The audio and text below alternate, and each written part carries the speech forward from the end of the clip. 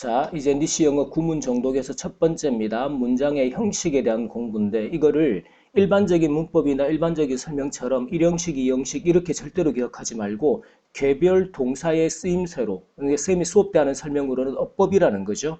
영어는 동사의 어법에 강해져야만 영어가 어려워질수록 여러분들은 쉽게 느끼게 되는 거예요. 그리고 특히나 이제 고등학교 갔을 때 모의고사나 수능 같은 어법 문제들 시험을 칠때 또는 서술형을 쓸 때 동사의 어법을 모르면 그 문장을 쓸 수가 없게 됩니다. 그러니까 하나하나를 개별 동사의 어법으로 꼭 기억을 합니다. 자, 그러면 보세요. 첫 번째는 주어와 동사만으로. 근데 이 뒤에는 수식어가 붙어 나오게 돼요. 이 수식어라는 녀석을 modifier 그래서 am이라고 표시를 일단 하게 될 겁니다. 그러면 가장 기본은 주어가 동사하다예요. 그래서 우리가 서술형을 쓸 때 선생님이 한국말에서 항상 주어 동사에 해당되는 내용을 먼저 찾아라. 왜? 그게 영어의 기본적인 어순이고 문장을 분석하는 가장 기본적인 틀이니까. 그러면 이 동사 뒤에 지금처럼 수식어가 나올지 또는 보어라는 녀석이 나올지 목적어라는 녀석이 나올지 그건 누가 다 결정을 해요? 문장 형식이 아니고 누가? 바로 이 동사가 결정하는 거예요.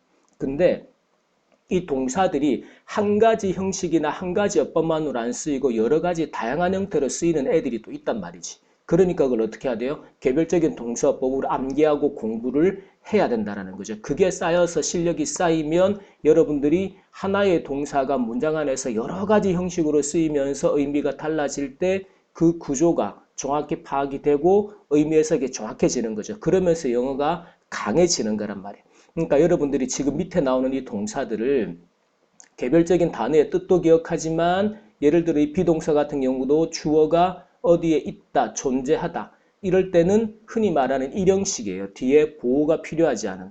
근데 이제 다음 강의에서 나오겠지만 이 비동사가 어떤 상태이다 라고 하면 그때는 뒤에 어떤 상태인지를 보충 설명해주는 그렇죠. 보어라는 녀석이 문법적으로 따라 나와야 한단 말이지. 그래서 그런 구조적인 판단들은 모두 이 동사의 형식에서 우리가 파악을 해내야 합니다. 그렇기 때문에 여러분들은 이 동사의 뜻들도 반드시 암기를 해야 되고 그리고 이 동사법들이 선생님이 수업 때 항상 이야기하지만 수능까지 고등학교 가서 서술형이나 수능까지도 어차피 이 동사들이 다 나온단 말이지. 그 동사들을 다 공부할 거예요. 그러니까 여러분들이 이제 개별 동사의 의미하고 함께 이 동사의 어법들을 정확히 익혀서 해석하는 연습, 그걸 또 읽어내는 연습까지 정확하게 해냅니다. 자, 이렇게 그러면 주어가 동사하다. 이것만으로 문장의 의미가 완성되는 이유에 동사들이 어떤 녀석이 있을까? 첫 번째가 비동사. 이때는 주어가 있다. 주어가 존재하다. 주어가 있다라는 해석이 되는 거죠. 두 번째는 appear. 그러면 주어가 나타나다 또는 나타났다, 나타날 것이다. happen. 이건 어떤 일이 생기고 발생하다. 어떤 일이 일어났다. come, 오다, go, 가다, run. run도 여러 가지로 쓰입니다. 근데 달리다. 주어가 달리다. 그리고 arrive나 get이라는 동사도 도착하다. 멈추다. 멈추다, stop. 그리고 fall은 위에서 떨어지는 거죠. 그리고 grow up은 자라다, 사람이 성장하다. stand up은 일어서다. 근데 여기서 아까 fall이라는 녀석이 나왔는데 지금은 fall down이에요. 이런 거 우리가 구동사다. 구라는 건 쉽게 말하면 두 개 이상의 단어가 모여서 하나의 단어처럼 쓰이는 것들을 말합니다. 의미가 달라지죠. fall은 떨어지는 건데 fall down 하면 넘어지다. 그래서 이런 단어들은 암기를 해둬야 돼요. 자, 그럼 이제 문장 안에서 어떻게 문장이 확장이 되는지 보세요. 그러면 주어가 a car accident, 자동차 사고가 happened, 일어났다. 이렇게 문장을 점 찍어서 끝내도 괜찮단 말이지. 왜냐하면 사고가 일어났어요. 문장의 의미 전달이 완전하단 말이에요. happen은 그런 동사예요. 주어 동사만으로도 의미 전달이 완전해지는. 근데 그 뒤에 수식어라는 녀석이 붙어서 어떤 의미를 나타낼까? 자, 이런 공부가 정말 중요한 이유는 여러분들이 서술형을 할 때 한국말은 어때요? 이 말을 해석하면 사고가 갑자기 일어났다. 어순이 사고가 주어, 갑자기 부사, 일어났다, 동사. 이 말을 서술형을 쓰라 그러면 훈련 안 돼 있는 친구들은 한국말을 영어로 바꾸는 게 서술형이라고 착각을 하는 거죠. 근데 서술형의 가장 기본은 영어의 어순대로 문장을 배열하는 거예요. 그렇죠? 그래서 거기에 가장 핵심이 주어 동사라는 어순부터 먼저 파악하고 그 뒤에 이 동사의 어법에 따라서 문장을 구성하는 능력을 기르는 겁니다. 반드시. 이게 가장 중요해요. 특히나 고등학교 갔을 때. 자, 그러면 주어가 사고가 일어났어. 근데 suddenly는 뭐예요? 부사가 동사를 수식해서 이 동사의 어떤 정도라든지 어떤 상태를 설명하는 거죠. 갑자기 일어났어요. 근데 밑에는 보니까 yesterday, 어제 또는 in the morning 같은 시간.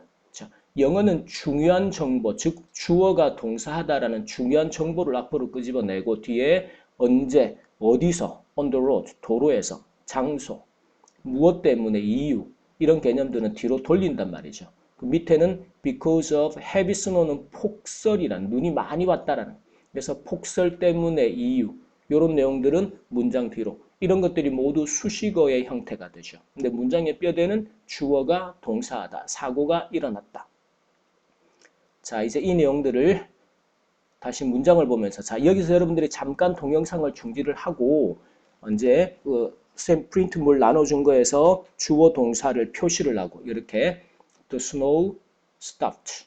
주어 동사만으로 눈이 멈추었다. 이렇게 해석을 합니다. 문장 분석을 먼저 하고 해석까지. 그리고 해석은 반드시 직독측해, 즉 읽어가는 순서대로. 그래야 길어지는 문장들, 고등학교 갔을 때 한 문장이 4줄, 5줄 그렇게 나오더라도 그걸 의미 덩어리들을 끊어서 정확하게 해석을 해낼 수가 있어요. 그 연습을 지금부터 합니다. 자, 그리고 두 번째 문장은 그녀가 fell down, 넘어졌다. 주어, 동사. 의미 전달이 되죠. 그래서 완전한 형태의 문장이 되는 거예요. 그리고 스쿨버스가 will arrive, 도착할 것이다. 시제에 따라 해석은 할 것이다, 미래로.